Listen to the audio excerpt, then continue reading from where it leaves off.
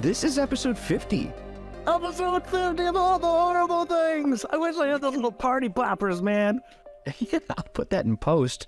Otherwise, yeah, we can retire now. We're old. Yeah, that's it. We're good. We have our, you know, it's going to be on our tombstones.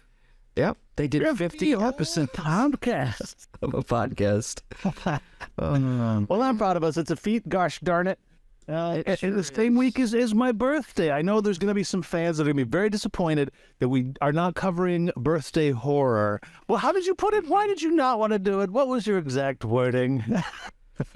Well, let's just say the subgenre of birthday horror is not good. Not so good. Not so good. Not so good. Although I would say we have beaten the dead horse that is Happy Death Day to You. Yeah, that's for sure. Otherwise, that might be the best within the category because Happy Birthday to You, I mean, most of them are from the 70s and 80s otherwise. Yeah, right.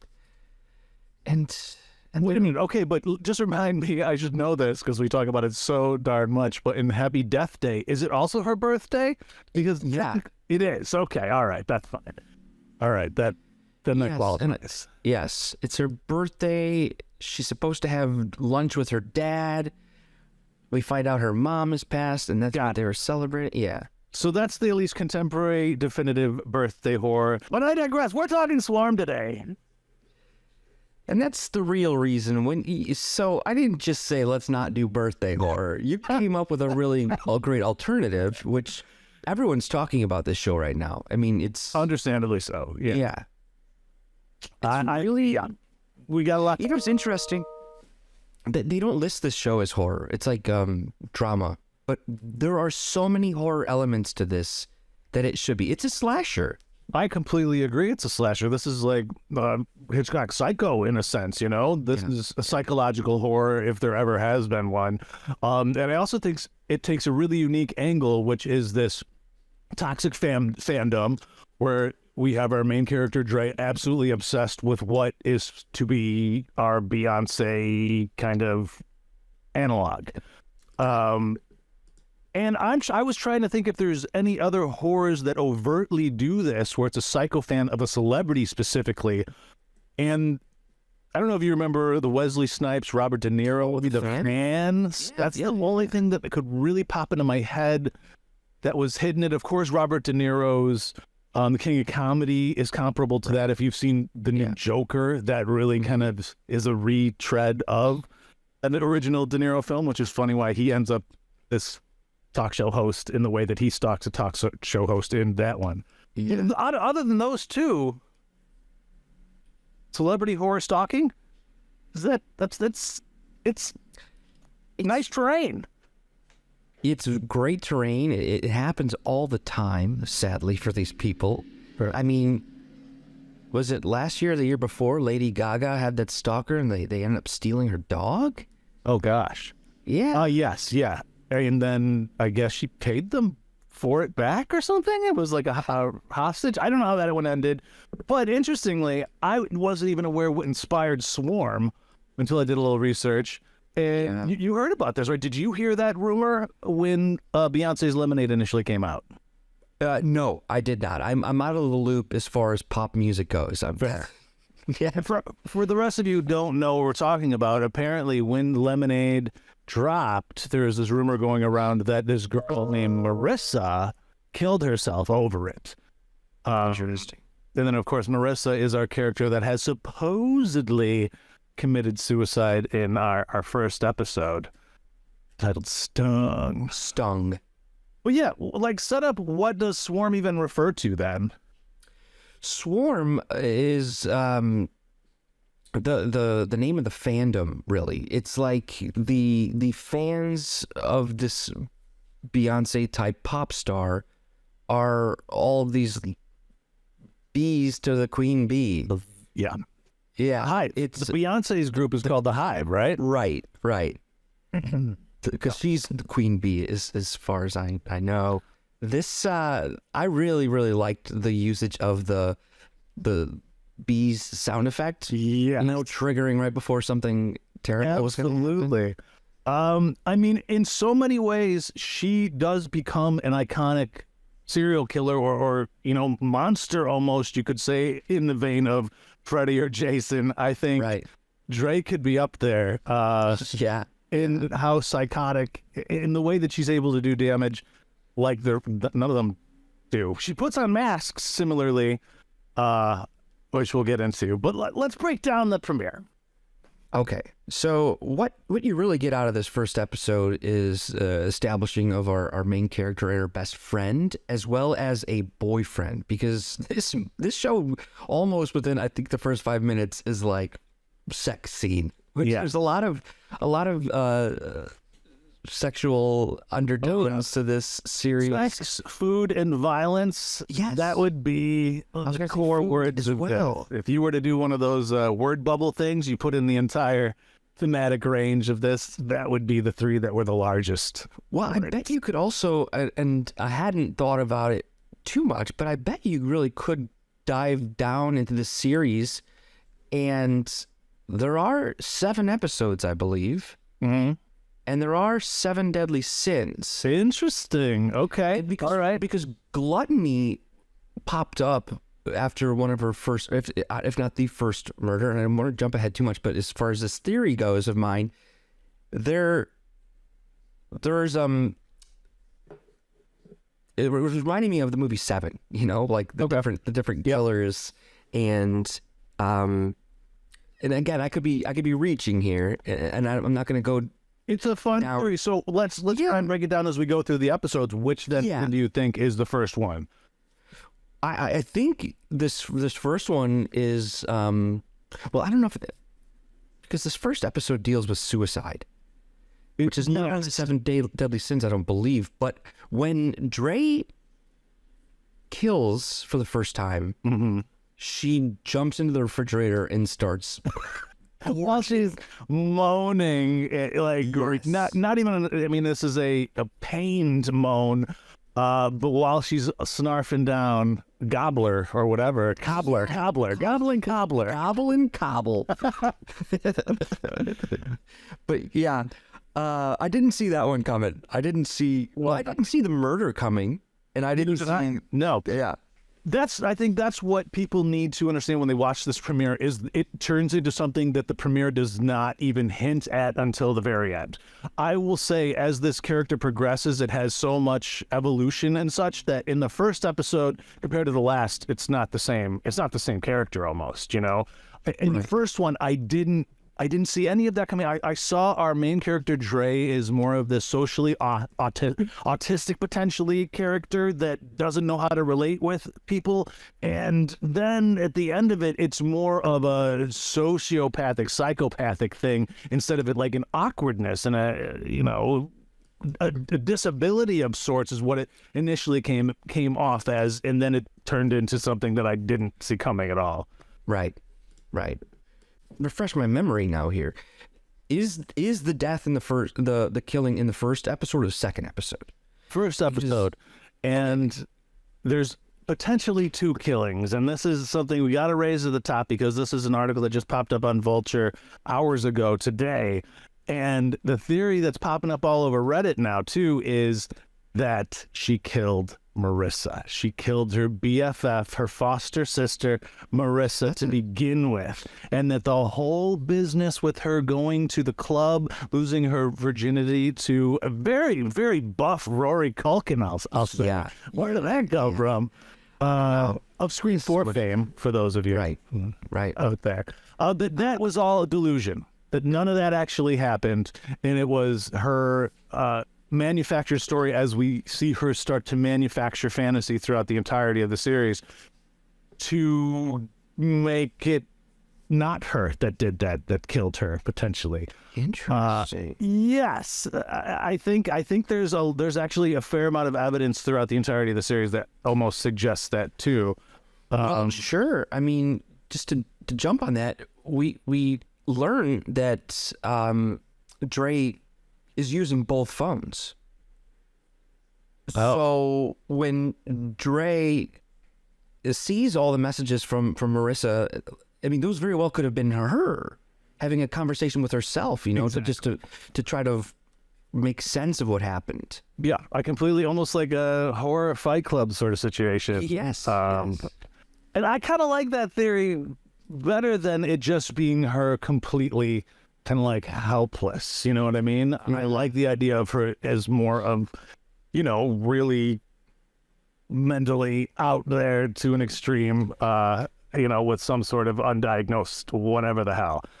It's scarier that way to me, Sure. I mean, because, mental health comes up throughout this entire series, starting with Marissa's and her depression. But, yeah, Dre has several things going on, possibly multiple personalities. And we see towards the end of the series arc taking on a whole new... Well, it's taking on different characters before every murder, too. Yeah. That's really interesting. There is something there. I can't deny, because the other things that kind of popped up is when we'll talk about it later, but the episode where she's with the cult, essentially, of women, she kind of gets her to admit during that what happened to her. And she says, I hurt her. And yes, it could mean that she hurt her in the more metaphoric sense of wasn't there when she needed to answer the phone for her, or it could be that she actually did it, especially as you see her ability to storytell later on, and to lie to herself. Yes. And if you think about that last episode in the context of this having happened, that she did kill Marissa, when she does take out her kind of true love, you could argue, the one that had accepted her in the most awkward, embarrassing moments, but then gets rejected when it comes to the Nyjah thing. And that's kind of what happened when she didn't want to go with the tickets that she spent all the rent money on. Right. And she was about to move out. Some people think she might have killed Marissa to keep her from moving because she wanted to move out, sort of thing. There's a lot of motive given what we see her capable of later. Yeah. We got to keep that in the back of our head as we continue to talk about the episodes. Yes. Yeah, that's the more you think about it now, the more that makes sense. Because there are so many moments throughout this series, the WTF moments. But let's. I know we could talk more about episode 1. Yeah.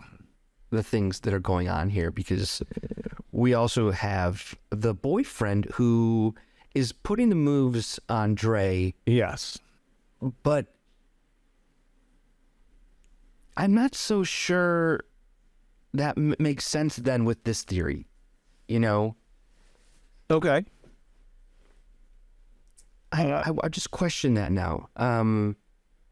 How does it go against it? Well, I know that Dre uses that as one of the excuses to, and it makes it seem like she's lying. When Marissa's telling her she's leaving and she's like, your boyfriend, like, he just tried to sleep with me, like that, right. That never happened, but he is definitely... Well, he implied it.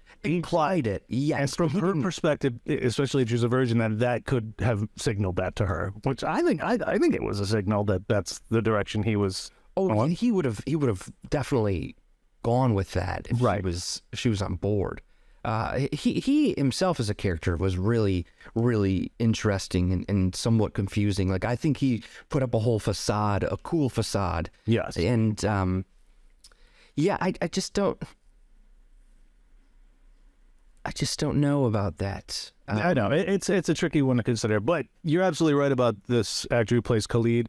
You do see a range there, and like you said, it's, to me, a lot of this episode was the facade, the fronting versus the truth, the deep reality that these people that we learn at the end truly are, where Khalid is like a puppy dog when she shows up at his house at the end, and you think he's gonna go in for a kiss, an inappropriate kiss, after they've just lost Marissa, but instead he's like, would you like some tea? Well, Mom, got this new tea, and it's just delicious, and I've been drinking it all the time. Yes, and he's very vulnerable, and he admits that he wanted to go to the funeral but didn't, and I believed him. It wasn't just one of those didn't want to go to it. It was really interesting. He had never seen a dead body before. He was just worried about the whole situation, and yeah, just very vulnerable in that moment. And that's another thing about all these characters that Dre ends up killing, is that and I think this is a great thematic thing, that all of these people have two sides to them. They've got the side that they put out there into the world or on social media, and then when they're actually in person, they're not that terrible social media presence.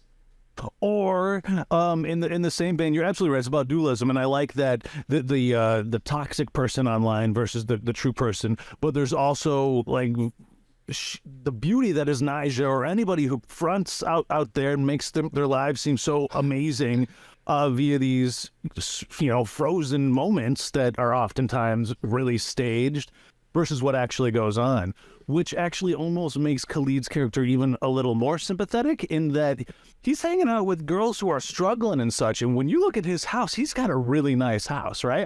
Granted, his parents are gone or whatever, but he's come from what seems to be a great background, at least certainly compared to the sense in which we get, especially from Dre, right? At this point, we don't know anything, right, about their actual relationships. What did you take Dre and Marissa to be?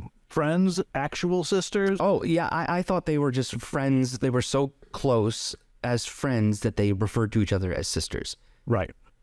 Yeah, that's absolutely what I thought was going on. Yeah. And we certainly learn more about that relationship as the series develops and the backstories come out.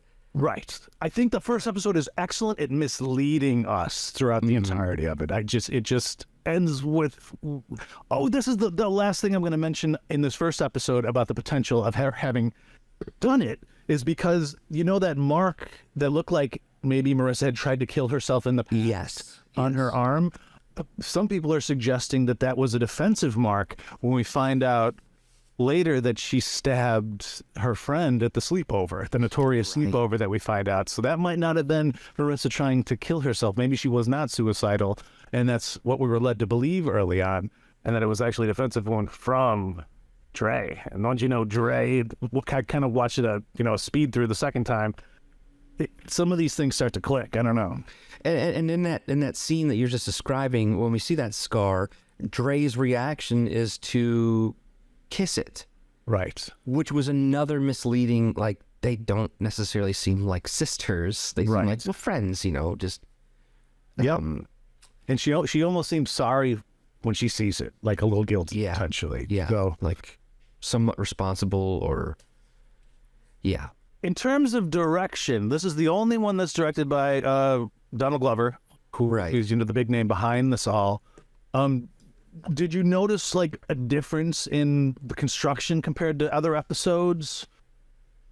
No, I thought this first episode was pretty straightforward as far as direction goes. I saw some really fun, just point of view stuff throughout the series and other episodes. And something I think is very valuable about the series is they bring in different directors for each episode. Yeah, just that's cool. Point of view. But I don't think anything really jumped out as far as that goes in episode 1. Fair. Did you see the serial killerness coming at the end of the first one? Did you think, this is going to set her off? Yes. Okay. Yeah, I did. And I think it's because of the weird after moment where she is eating.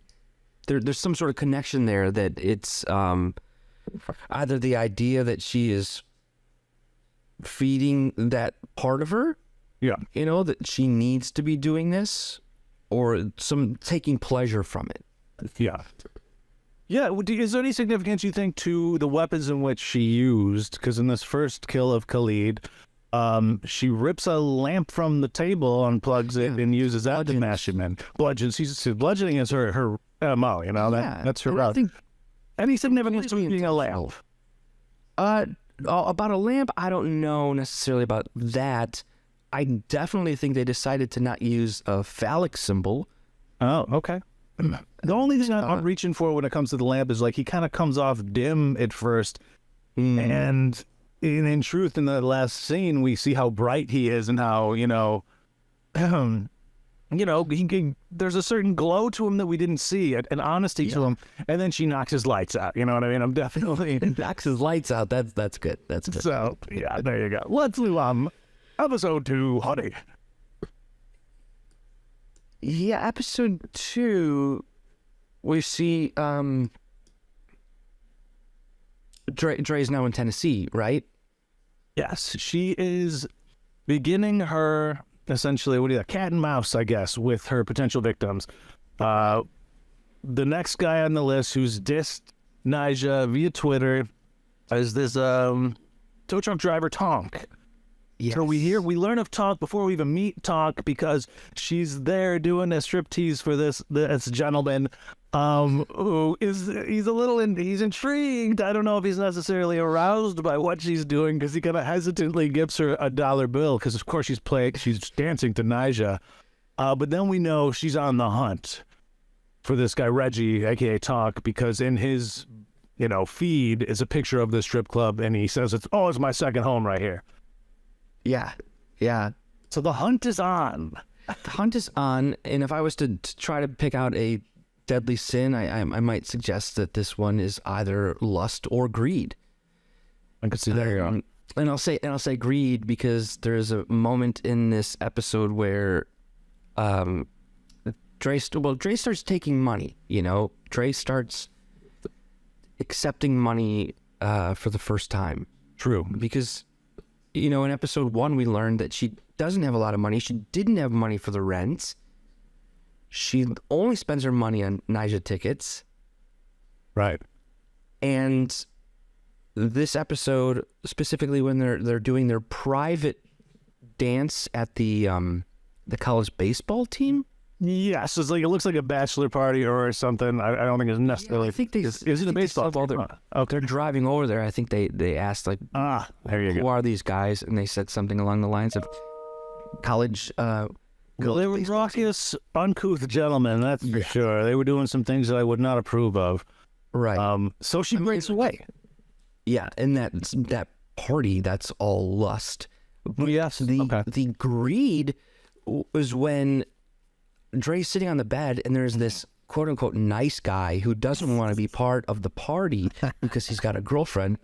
He's trying to be good. Yeah, he's trying to be good. But he offers her money just to pleasure himself in front of her. And he says, what does he say? Something about like $20 or something like that, or $100. And then she said like 1,000. Right. Yeah, I think he said either 50 or 100. 20 would have been like super low. No. Yeah, well, it doesn't matter because she dials it. Jumps. And it's on her terms. She's eating, what is it, Funyuns? I don't know what she's eating, but she says, I'm going to still eat. So the very crunchy that she's dipping into an additional, like, it's definitely somewhat healthy that she's dipping into French dip or something. So deep that it's getting up on her fingers and she's licking it off in front of him, like the opposite of what one would stereotypically see as an attractive moment for a person. Doesn't stop. This guy lasts, 5 jerks? This is not a children's episode, I guess. No, it's not. I guess there's moments of sloth in there as well, isn't there? True. But yeah, I thought it was interesting that this character doesn't seem like somebody who does things for money, and she's literally doing a job where people do it to make a lot of money. I think she's here in this episode really beginning to know what it means to build a persona and to get people to think she is a certain archetype that she isn't. This is where she becomes like an actress for the first time. And I think we jumped over where she really learns that and really learns, maybe it is about money. And that was when she has this weird relationship with one of the fellow strippers played by Michael Jackson's daughter, Paris Jackson, who, of course, is going to know a lot about fandom herself. This is the first time I've seen her act, and I was surprised to see her.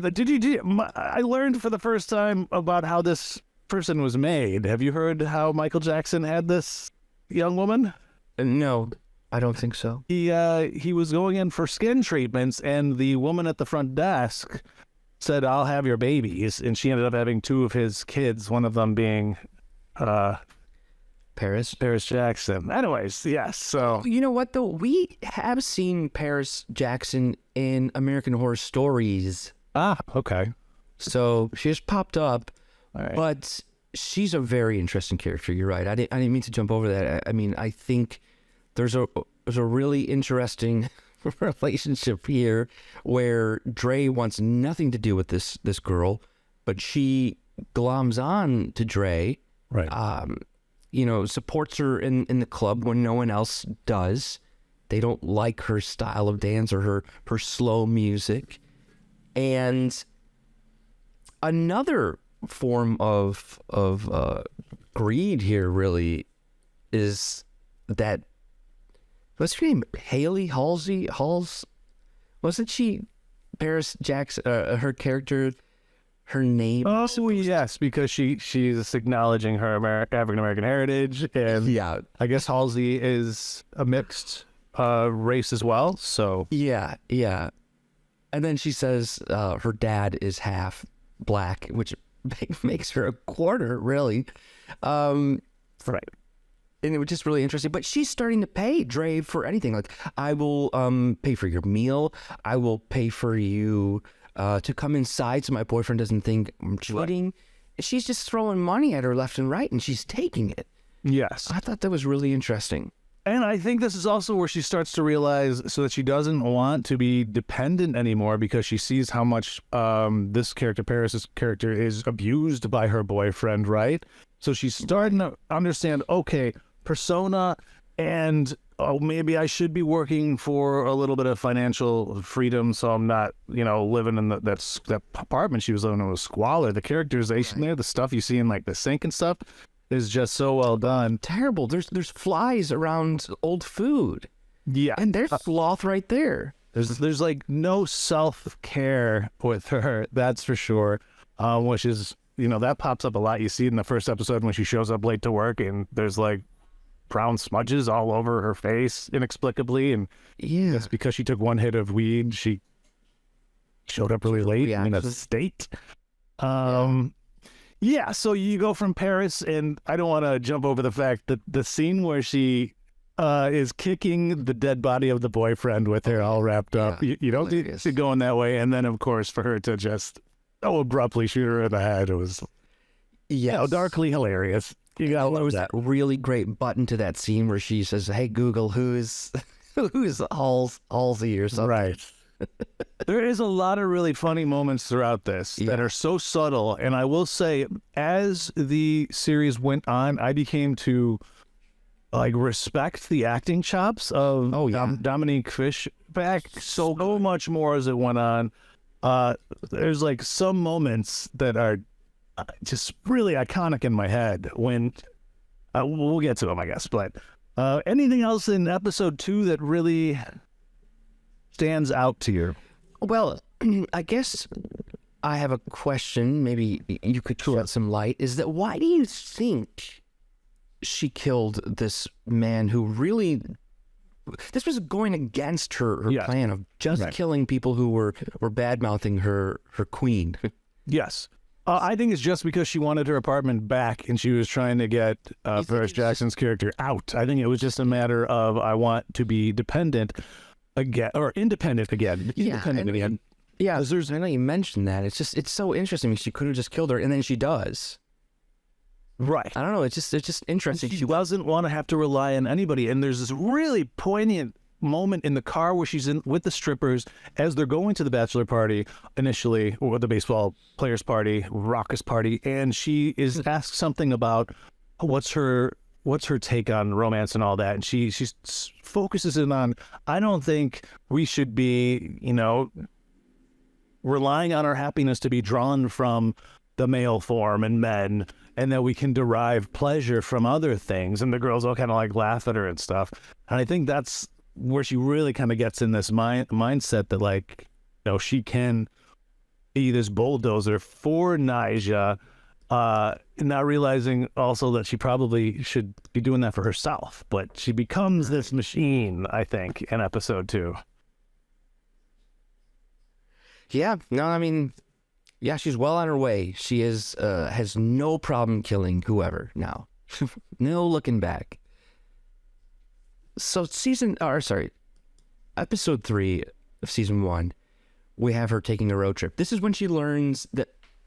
Go ahead. You were gonna. I just wanted to mention about episode 2 is I feel like this is where we really get the sense that she is like a Jason or a Freddy, because we get her kill phrase, if you will, which is essentially, who's your favorite artist? Anytime she says, who's your favorite artist, you know she's about to kill somebody. Yes. You're right. So, you know, it's like, what's your favorite scary movie? Who's your favorite artist? She is a ghost face of sorts, you know? Yeah.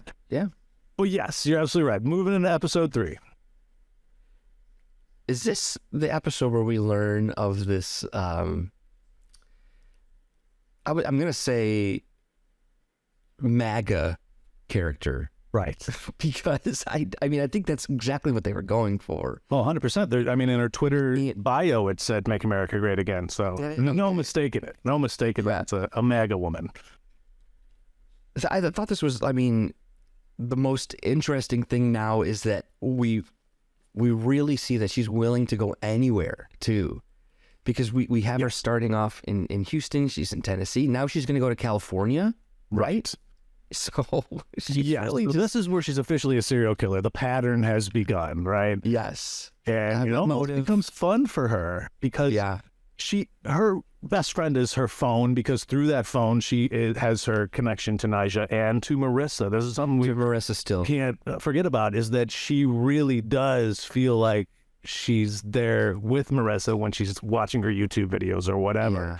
That parasocial relationship, as I love to talk about, that one-sided relationship to her is more satisfying and never lets her down in the way that the other relationships do. And yes, and this MAGA woman's the one I wanted to see get killed the most. I know. Wasn't that interesting that we sort of just go? I mean, she's sidetracked. I mean, we've got this really crazy scene at the gym where she's basically stalking this woman, and she knows that she goes to this gym. She shows up and just pretends to walk by, and they're like, "Whoa, whoa, whoa." Yep. I forgot my gym membership at home. And she's like, it's an app, so you're lying. And then there's this guy who mistakes her for something else. And what he was kind of casual racism there. I mean, we can't deny the fact this is all really dealing with not only the relationship between different races, but also different sexualities and how they perceive one another as well, and even interracial perception between class too. I feel like this show does all of the interesting things so well. Absolutely. I mean, he gets her confused for somebody who braids hair. Is that what it was? And he's like, oh, not for me, because he doesn't. I think he's bald, right? I'm trying to picture this guy. Yes, he is. He definitely is a curve. And he just, I really thought he was just doing a bit to try to help this girl, and like just. But that's what makes it worse, because he actually was mistaking her. It was inappropriate. She plays along with it, though, because she's getting good at being who people expect her to be. Which she then does because, this is one of the, if there is a supernatural element, if it's not a Fight Club thing, she does get a text then from Marissa when she's in the elevator, potentially about to kill this MAGA woman, saying, follow the jacket, because in front of her is a gentleman who's wearing an FLT. Is that the name of the artist that is married? I think so, Nyjah? I think so. And it's basically, we see he has a badge, right, for like a concert badge. Yes. And which was crazy, because right before that moment, she asks the MAGA woman who's her favorite artist, and she's got that kettle weight, bludgeoning object, which is like the one I saw it too.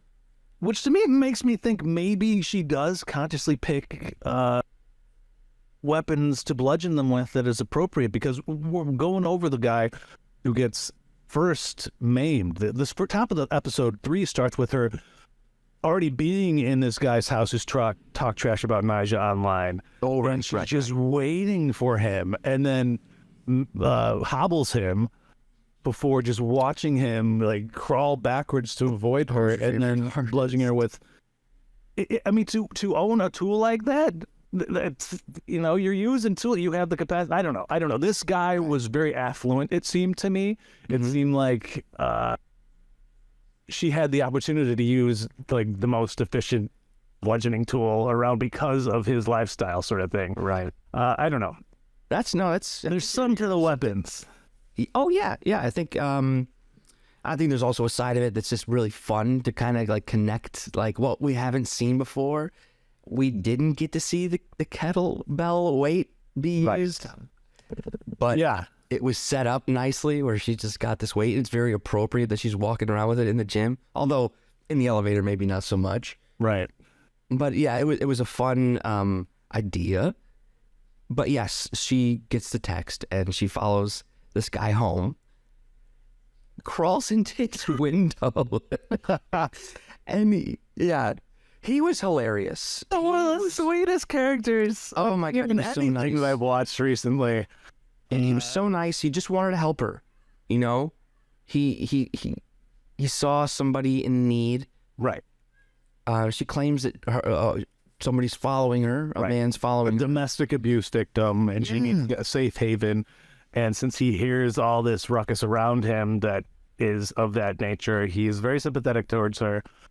But at the same time, it does seem like there is some ulterior motives with him as well, because, they do ultimately end up getting it on.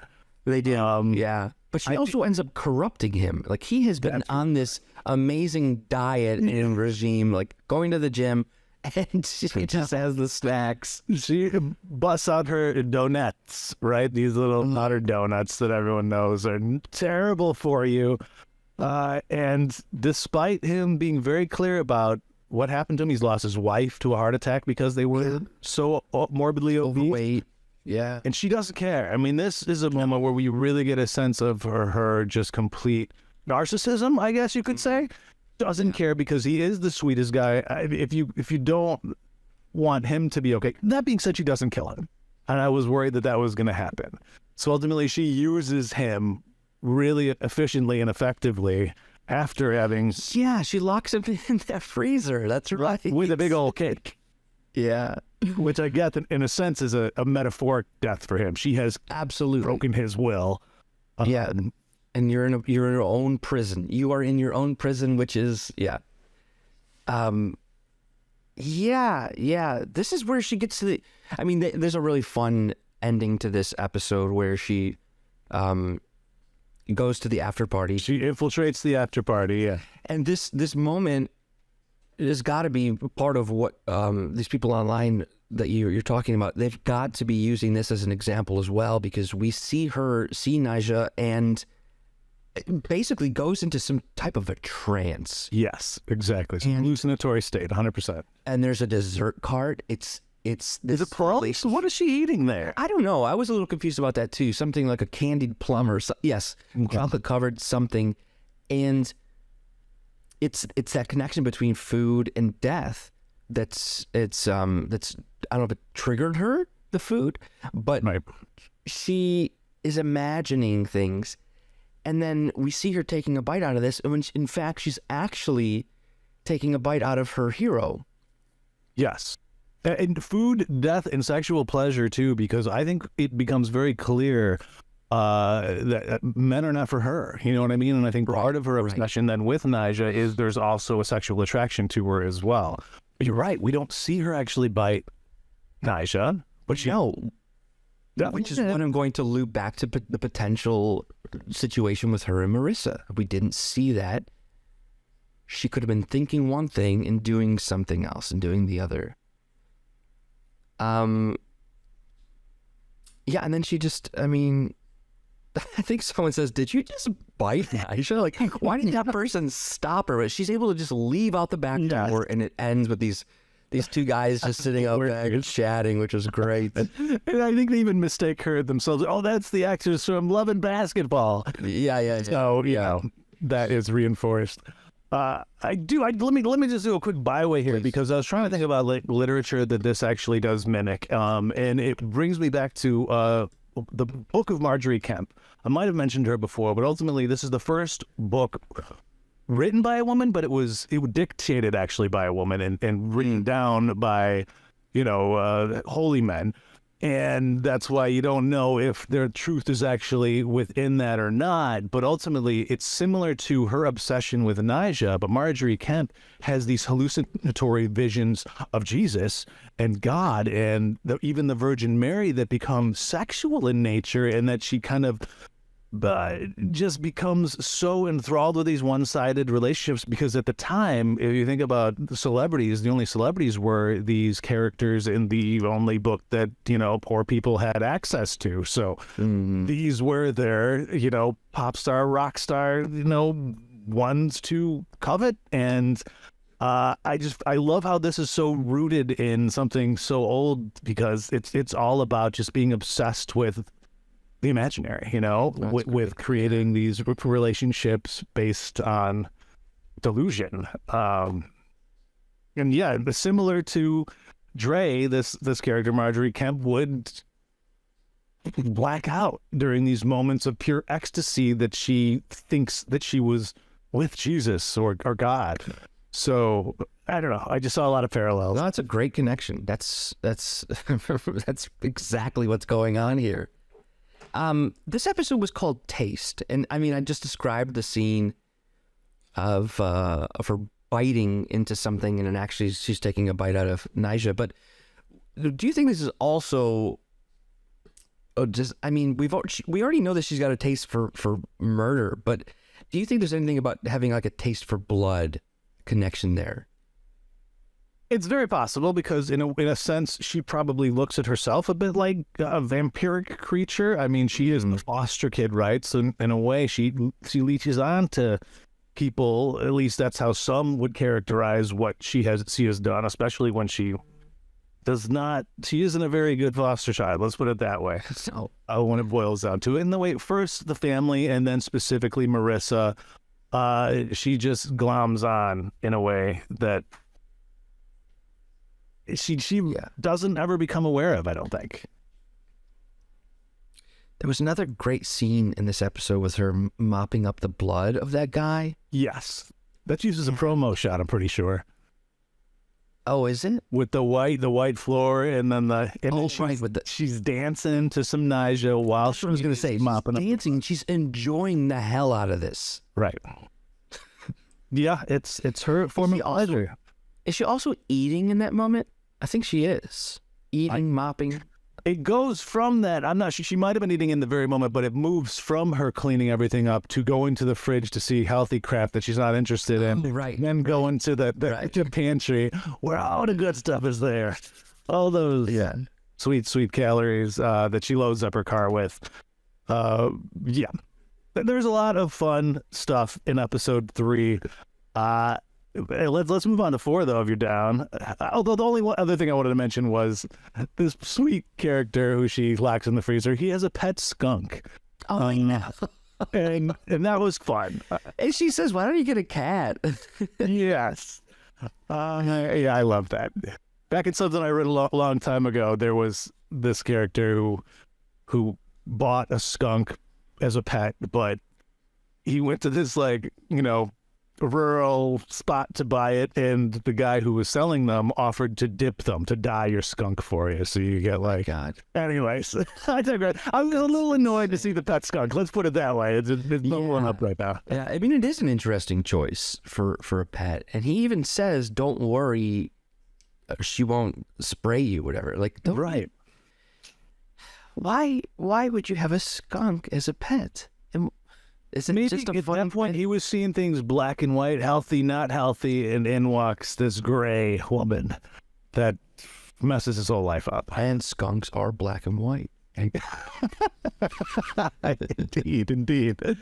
Running Scared, episode 4. Which, yes. Top episode. Top 2 episodes for me. I love this one. Yeah, this was a great episode. And something I didn't see coming until,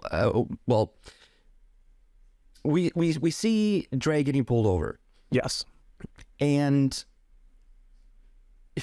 it's so interesting because we as an audience know that a cop pulling her over could be something else. But this was just another quote-unquote routine traffic stop. Which was BS because he mentioned something about the tint.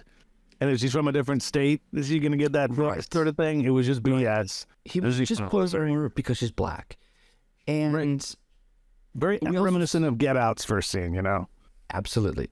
And we also see the blood in the back of the car that she just covers up. Which is the only murder we didn't see, right? I mean, she probably killed a bunch of the people. We don't know what happened there at all. Why is there blood in the back seat now?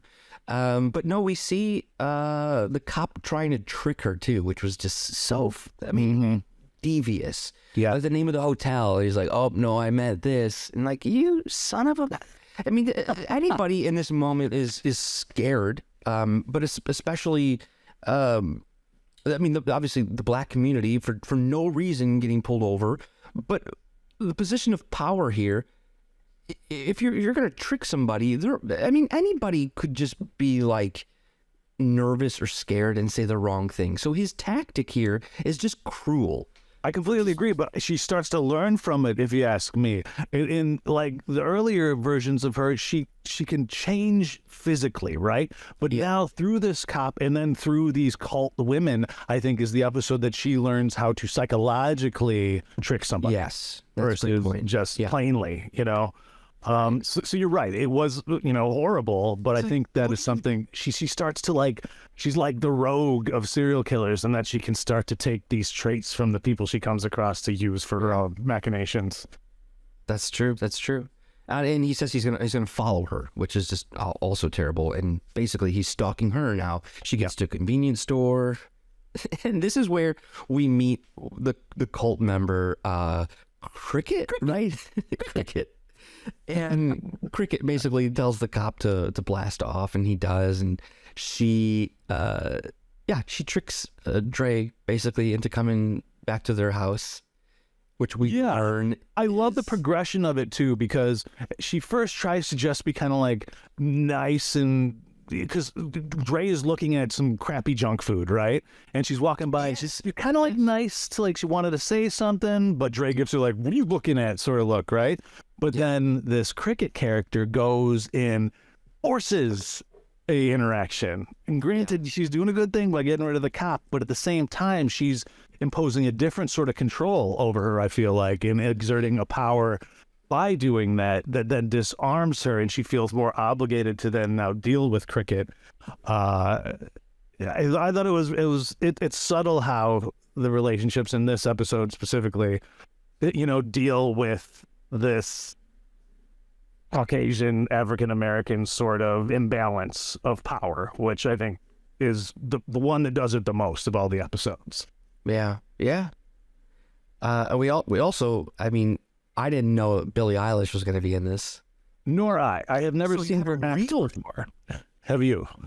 I've never seen her act. I think she's only done voiceover as in The Simpsons, which is interesting because her character does wear a Lisa Simpson shirt left during their hike. Really? I don't know if you remember that. It's wearing the cool Lisa shirt, where she's at the beach and she's got that the little beret and the yellow glasses.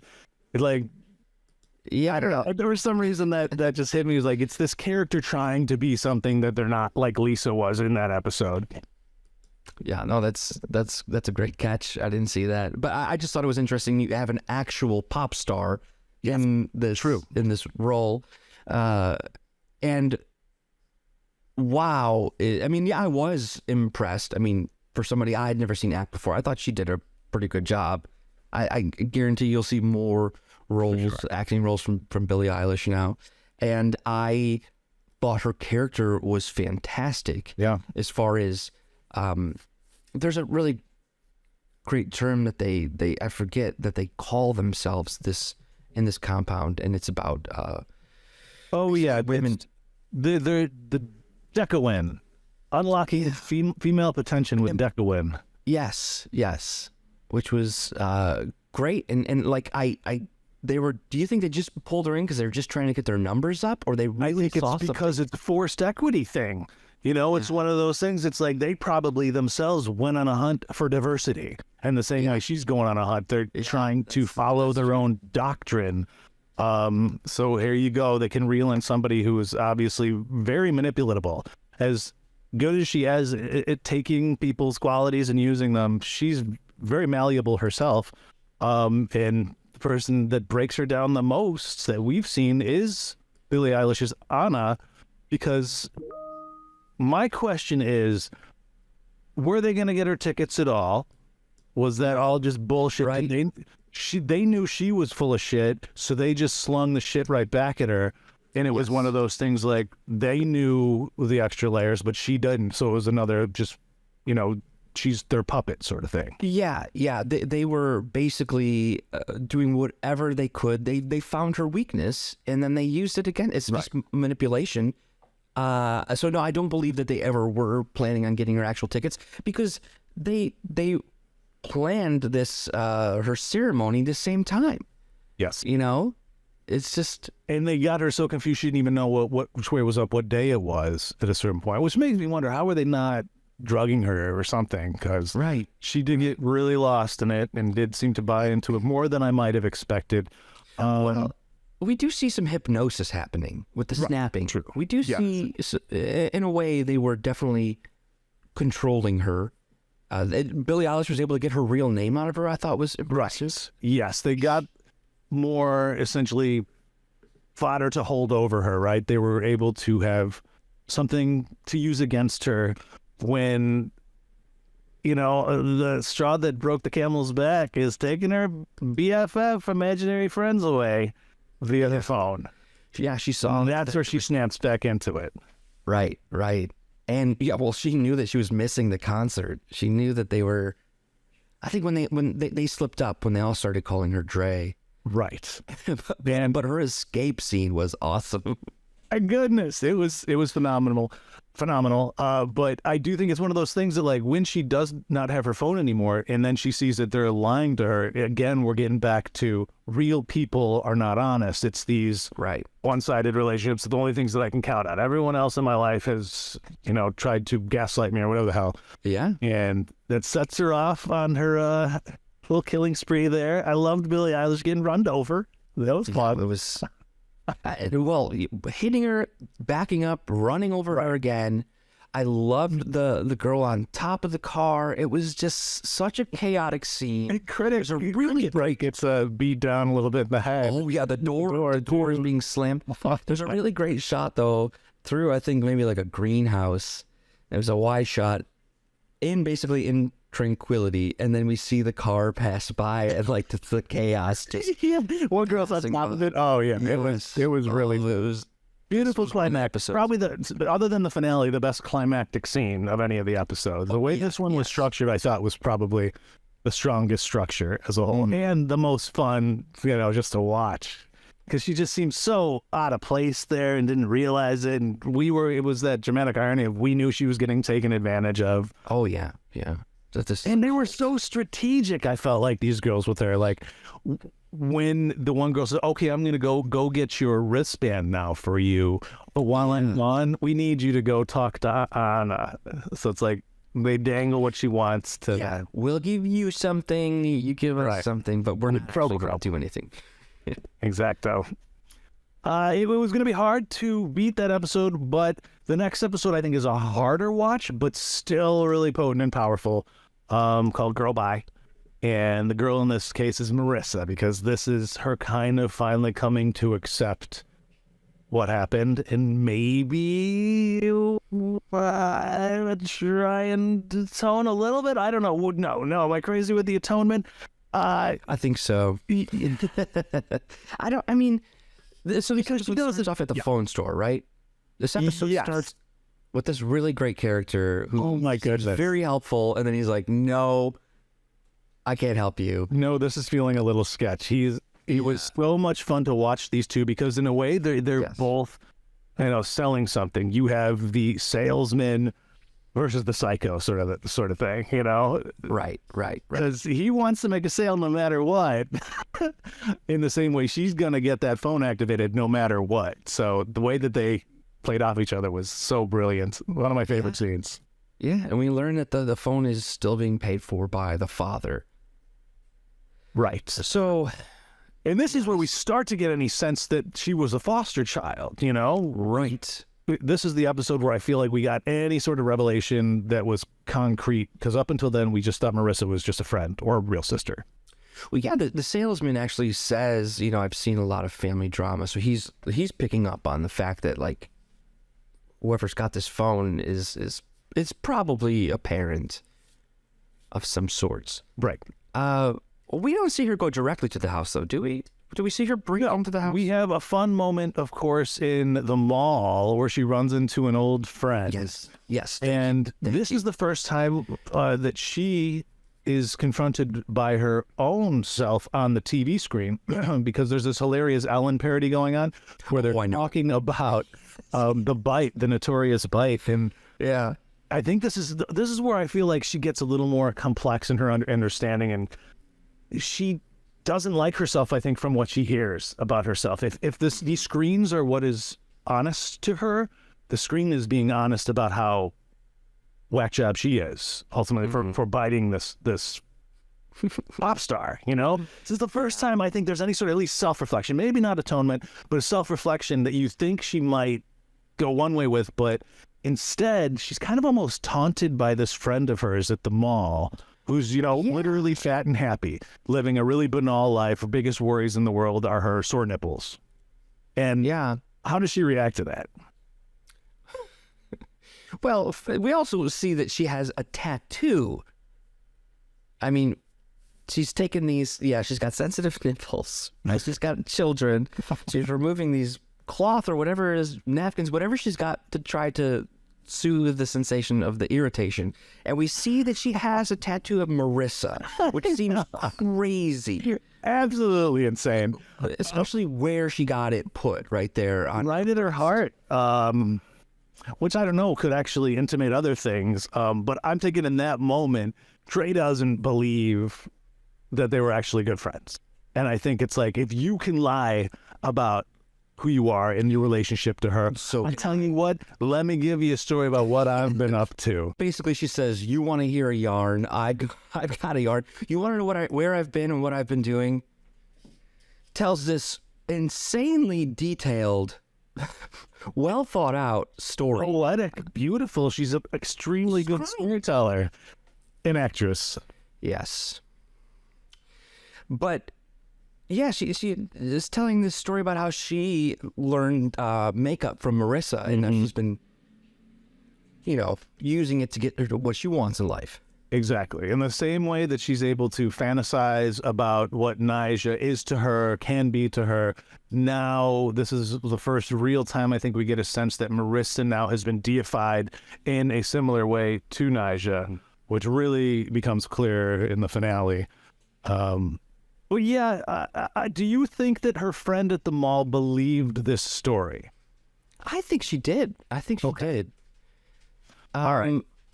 But then she, as she finishes the story, she forces the girl, not forces, but she puts that Slurpee right in her face. Like, I just fed you a bunch of bullshit. Like, yes.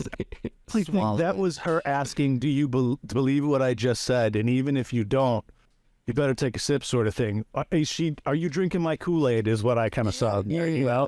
And I think there was that subtle intimidation there that she was going to do it no matter what. Yeah, like, I think that's, yep. But then we have her break it in. Yes. We see that this house is a really nice house, too. It is, yeah. It's providing more background to, well, I guess to Marissa. Like, so something we didn't mention that I'm going to just jump back to really quick is at Marissa's funeral. Oh, yeah. Dre's asked to leave. Get out. By the family. Right. Which is crazy, which is another reason at the start of the show, I didn't think they were actual sisters. I just saw like, oh, her parents, Marissa's parents did not like Dre. Like they thought she was a bad influence. So now flash forward, we're finding out that there is some sort of foster situation here. She knows where everything is at in this house. The dog loves her, but she does find a really funny way of breaking into this house with that ladder. I mean, Oh my like, gosh. All of her break-ins are hilarious. She's Yes. ridiculous when she's alone and so scary when she's with others. But it gives a new meaning to the phrase home invasion. You know what I mean? Because yeah. she is invading somebody else's home that she shouldn't be in, but at the same time, it was her home, but she was kicked out of it because of what a terrible young woman she was. Right. Right. And I mean, yeah, but like she knows where the key. I mean, like even if they were just friends, how would she know where the dad kept the key in his cigar box to get to his really private drawer where there's like pornography and a gun in there? And it's like those are maybe also part of the seven deadly sins. But I thought it was interesting that, you know, what did she expect to get out of this house? Like, she was coming in here to ultimately try to get her phone turned back on. Yes. To me, this was the quest to like the Holy Grail or the Fountain of Youth or something that was going to be absolutely unattainable, right? And she is trying to get that phone turned back on so that she's going to be resurrecting both of her BFFs, right? And have most specifically Marissa, and have access to all their texts and to be able to text herself as Marissa, it would seem. And I think that's why then the parents reacted so violently back, specifically the foster dad. When the parents do come home, I think that they just know. Like, so the father says, you left the light on, and the mom probably almost never does that, so they knew something was up. Because when Dre approaches the mom, she's so calm. She doesn't even flinch. Yeah, they know she's there. She's a creeper like that, and that's what she'd do. Like, it's like the same old story. Here we go again. Yeah. She's got a gun on her, and she doesn't even move. Yeah. Go deal with your father, because that's where the drama's at. These are Who shows up with a gun?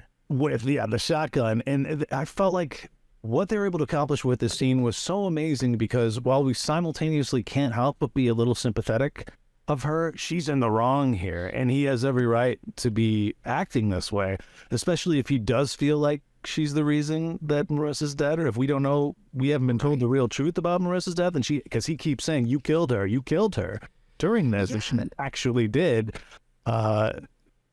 then, his rage is justified.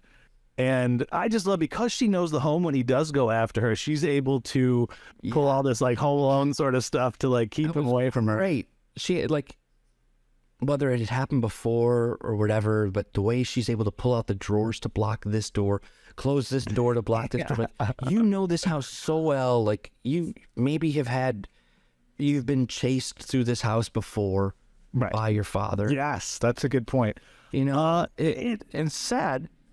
Do we put any fault on them? Yes, she did stab a girl at a sleepover in her youth. Should they have gotten rid of her? Where do you stand on that? Because in this scene, I think they're vilified a little bit when he says, you were just a check in the mail to me, Oh, yeah. I mean, where do we stand on that one? Because that's where it gets really tricky, and the interpersonal dynamics between these characters get... Is that something he's saying to be hurtful, or is it true? Or was he being truthful? Right. Because why did you adopt?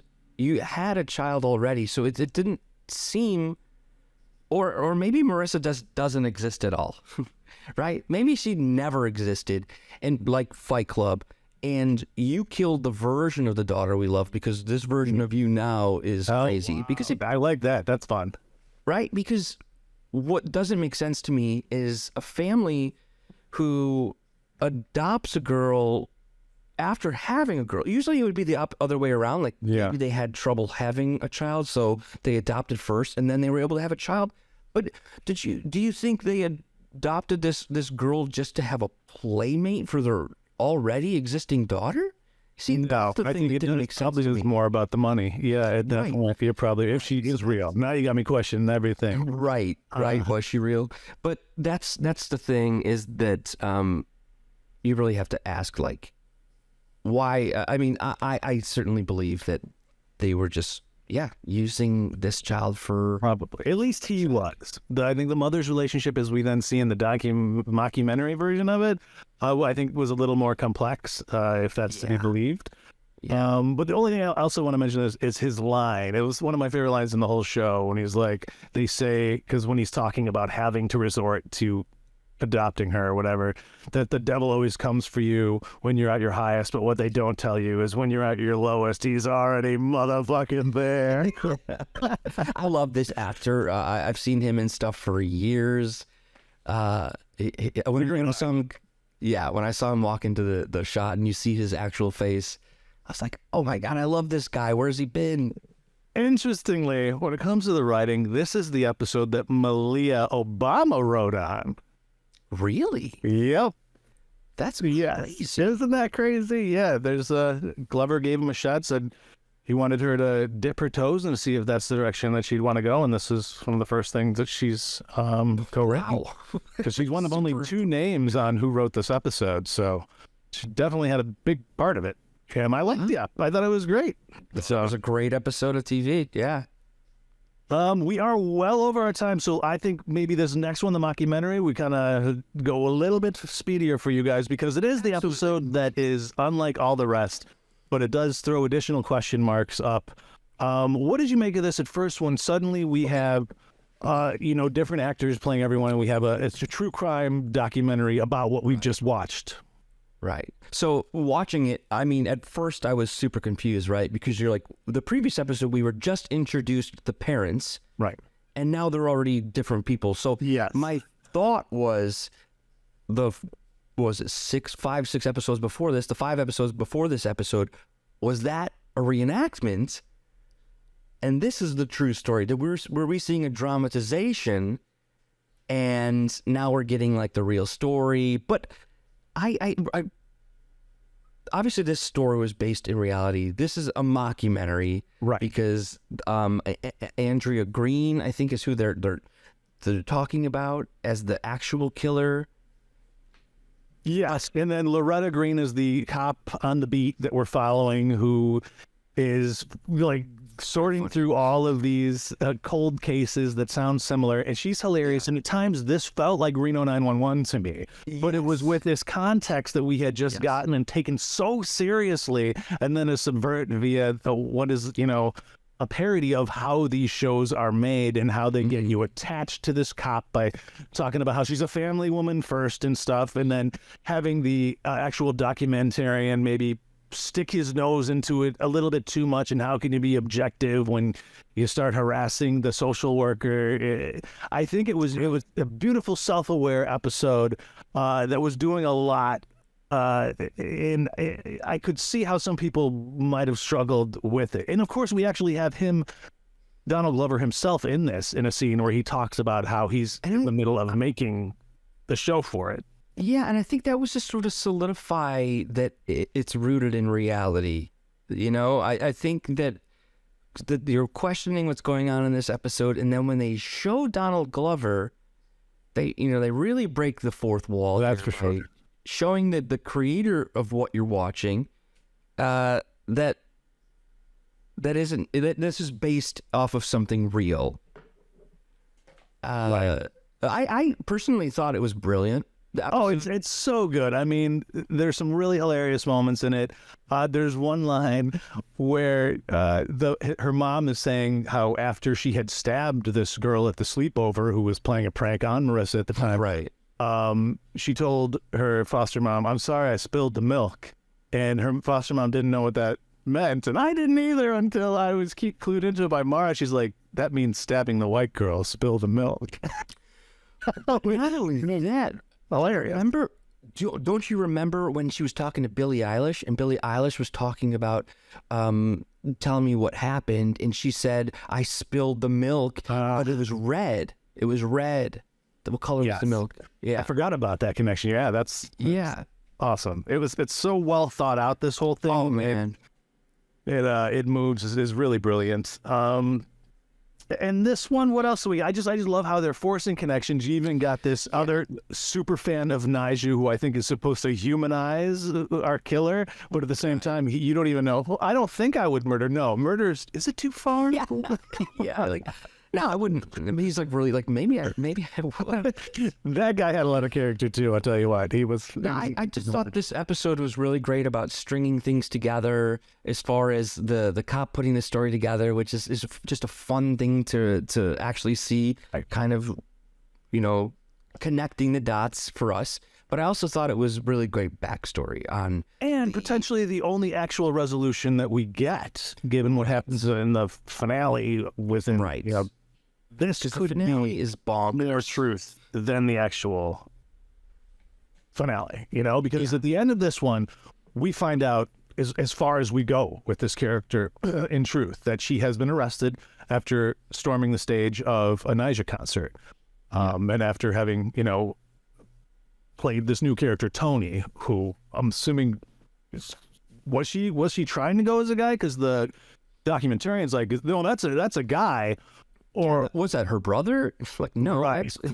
There's interesting stuff going on with gender there, and I think that's when I started to realize, oh, you know what? I think she's sexually attracted to Nyjah too, and I hadn't before this finale, when then she is much in love with her. Yes, exactly. And then she starts this beautiful relationship with this girl that feels organic, except for the fact that she was trying to hunt her down and kill her for smack talking Nyjah too.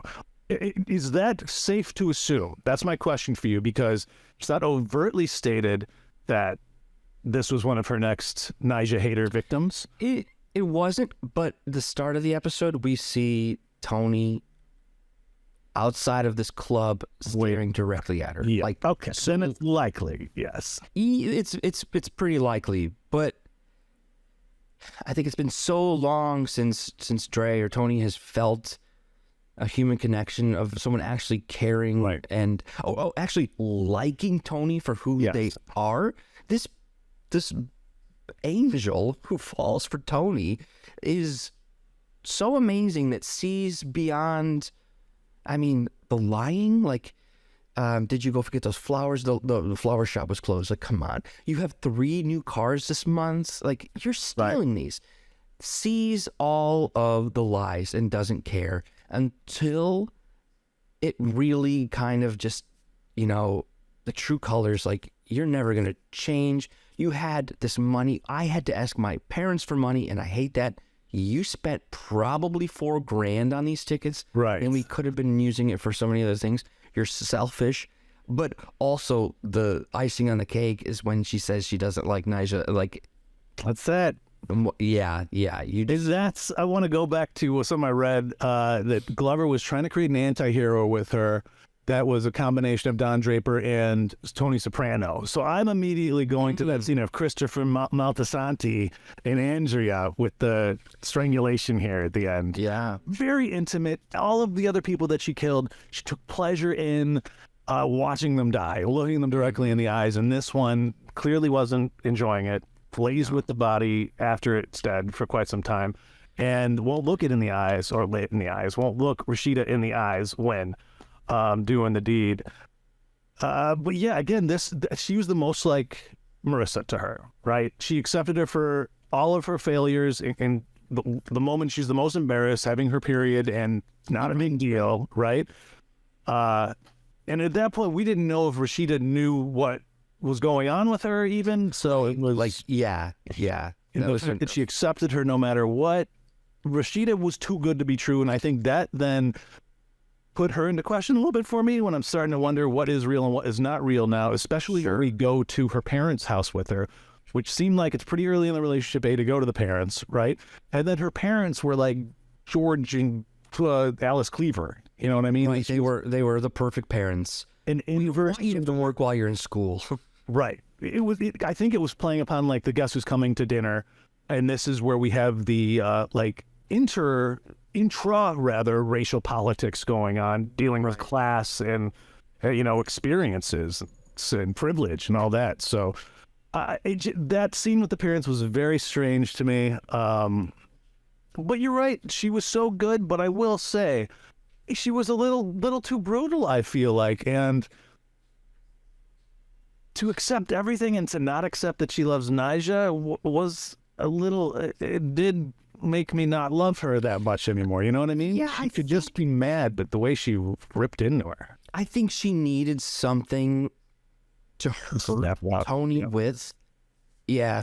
I mean, but you're right. We don't know if that's real. We don't know if that's real because Tony then goes to the concert, finds a ticket scalper, kills them.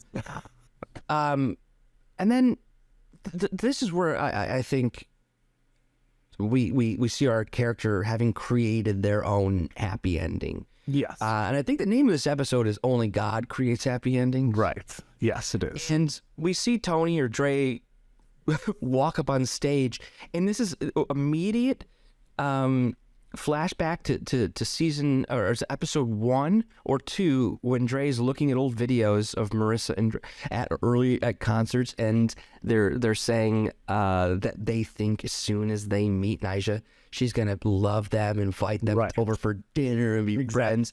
Yeah. So we get this acting out on stage where Nyjah's like, let her go and sing. Like, what?